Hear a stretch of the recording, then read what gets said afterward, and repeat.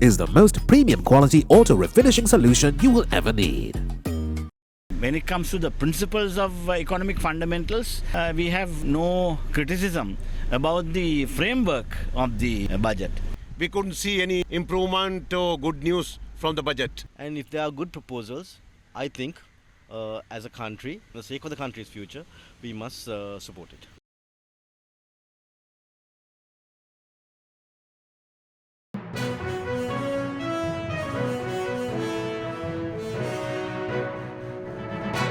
After the budget speech was delivered, government and opposition MPs expressed their views on the budget as they left the Parliamentary Complex.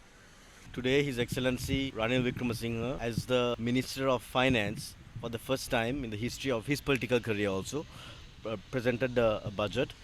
On principle, what he has presented in Parliament, many of us, when we were in the United National Party, our Mahagedara, if not our ancestral home, the United National Party, those are the principles that we were talking about, that we want to do when we come into power. So His Excellency Ranil Wickremesinghe has proposed those budget proposals, but however he has failed to indicate the numbers, the data. So I think as opposition, we must also give our proposals for a budget, because the country has fallen, the country has declared a state of bankruptcy. So in this scenario, we must not just look at party politics, we must look at the country's future, and for the sake of the future of the country, we must also, as a responsible opposition, give our proposals and see how the government is going to implement them.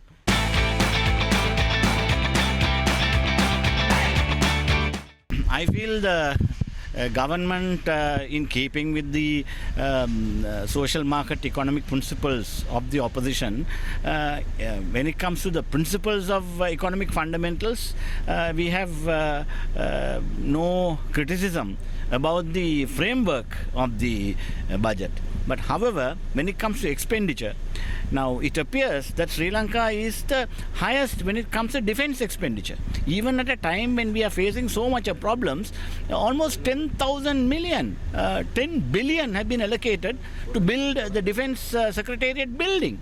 This is an unnecessary expenditure at a time like this, when people are suffering without 3 meals a day, and they are in such economic hardship people are facing.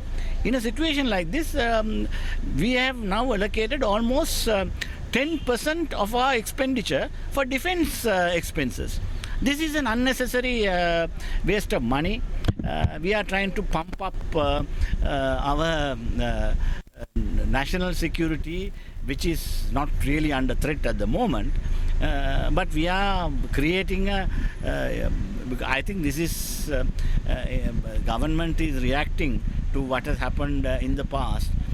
They are depending on the security forces and the police for their survival, but they should look at the difficulty of survival of the people and divert the monies that are being allocated for unnecessary defense expenditure at a time like this, because it's absurd that our country remains to be a country in this region which is spending the highest in its budgetary expenditure.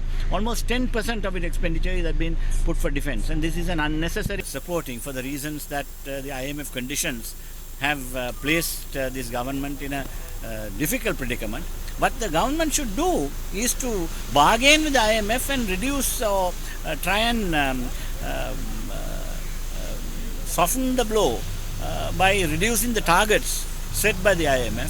So they have set very unrealistic targets, which I believe will not be achievable by appointing these committees to look into these matters. So expected about the plantation workers' wages and the housing and the land rights and the infrastructure.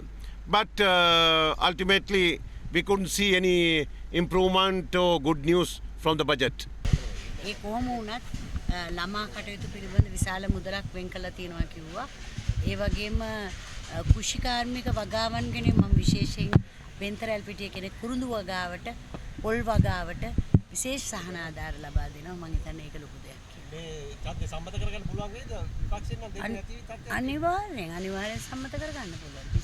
Budget has not given any opportunity for the fishermen or neither the agriculture sector, any relief for the industries of tourism.